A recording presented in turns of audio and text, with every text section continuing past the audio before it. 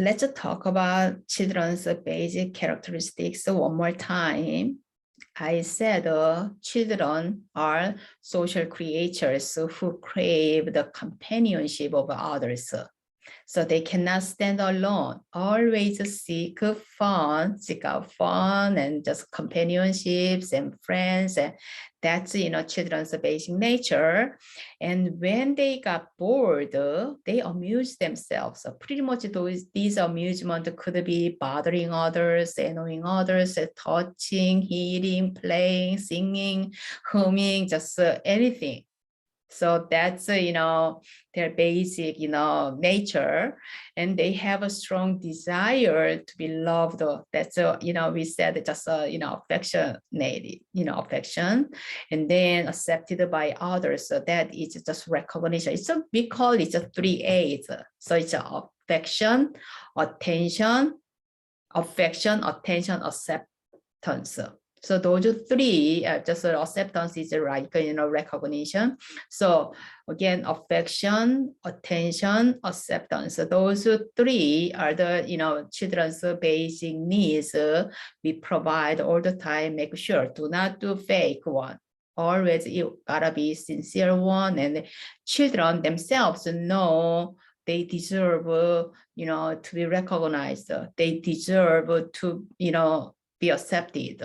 So when they did good, and then they want to be recognized. However, the teacher or parents do not do that at that moment, and then they repeat it. It's just the case is just repeated, and then they pretty much just lost their trust in adults, and then they just feel like, who cares?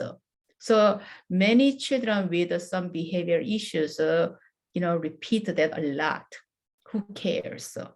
That who cares means nobody care about me. So nobody provided me any affection. Nobody, actually paid attention to me. Nobody accept me, recognize me. So who cares? I don't care. You don't care about me, and then I don't care. So that's, pretty much there. Just teachers really don't appreciate those attitude, but and you hear that, and that means you lost my trust. That's what they want to say. Who cares? I don't care. That means just I don't care. Our relationship means you don't trust me, and then you don't care about me, and then I don't care about you. So that's, what they want to say. And then this acceptance is directly linked to their sense of belongings, right? So recognized, accepted, and then affectionated. And these are pretty much feeling of belongings. And then that is, we say, just like a family bond. So as a classroom, all children, 20 children and 30 children under that one teacher, they have a family bond, and they move like a family. And when teacher said one, and they just follow teacher. And they feel very vulnerable and really rely on others for their survival. So they are dependent and minor. It's very helpless, dependent and minor. That's why they are somehow, it looks like, they are just not caring much and funny and just, laugh, but they are very sensitive. All their antennas to the, on the adults, they are direct adults who care about them, and they just, raise them, and just the parents, and then school is the teachers. So that's how they just, so that is number one, is this vulnerable feeling is because they are dependent and minor, and then pretty much without power and helpless. So, and then they feel very uneasy and attempt to obtain, proper attention from adults when they find, they are kind of neglected or just ignored. So it does not matter for them, it's a right behavior or inappropriate behaviors. They just try to shock the parent, the adults, so they can have those attention. So that is number one, actually, just, claims many teachers observe their children's behaviors, and then the function of behavior, they say just attention, the seeking attention. So what is why they need attention? What for?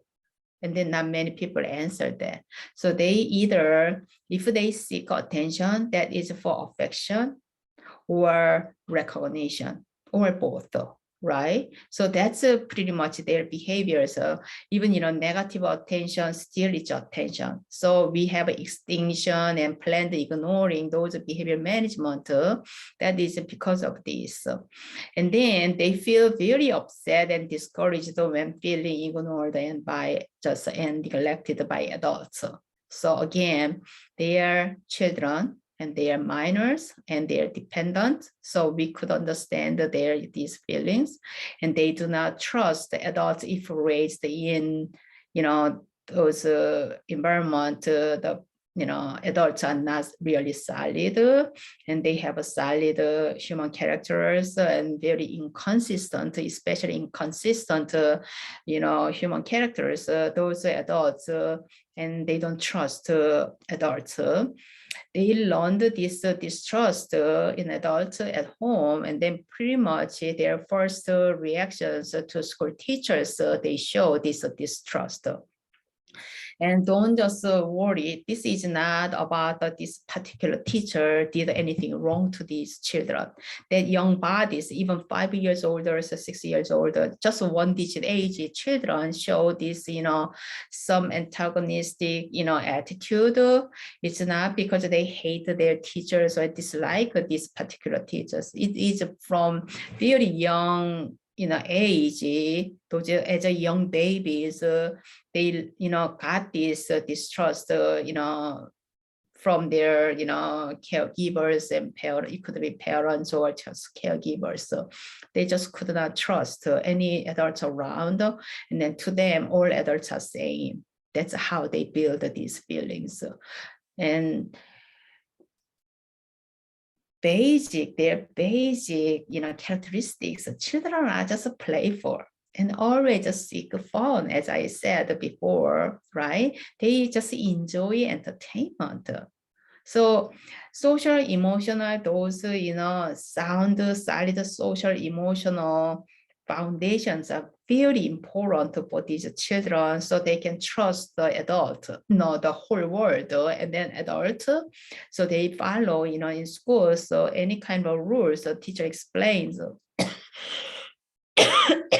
excuse me, teacher explains, and then they trust and they follow. So what should you do as a teacher if you have a child that shows this kind of, something you didn't do any wrong, but child just doesn't listen to you and then very defiant from the beginning and aggressively responds or shows some attitude, and then it's not about you again. It's from, somehow they're just, personal life and home nurtured. And teachers, please intentionally, you have to build and recover, let them recover. Just give them opportunity to recover. So you have to build those social, emotional, trusting relationship with your students. It just show your sincere care for them. You want them to learn, you sincere, just your sincere care and then worry and just, explain and just sit down one-to-one and then listen to them. Even though 5 years older, 6 years older, once they trust you, they will open their mouths and express. And then many children don't have those verbal skills. It's a communicable verbal skills. So that's why they show their mind, inside the mind, through their behaviors and attitude and actions. So smart teachers can read their inside mind through their behaviors. So we call it cognitive empathy.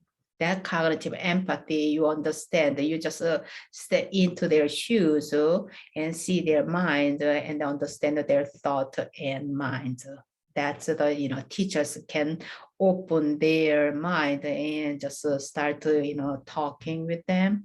And it is really like you are giving the word back to them. They lost all those trust. Okay, it is important to, have a rebuild those social emotional trusting relationships with adults.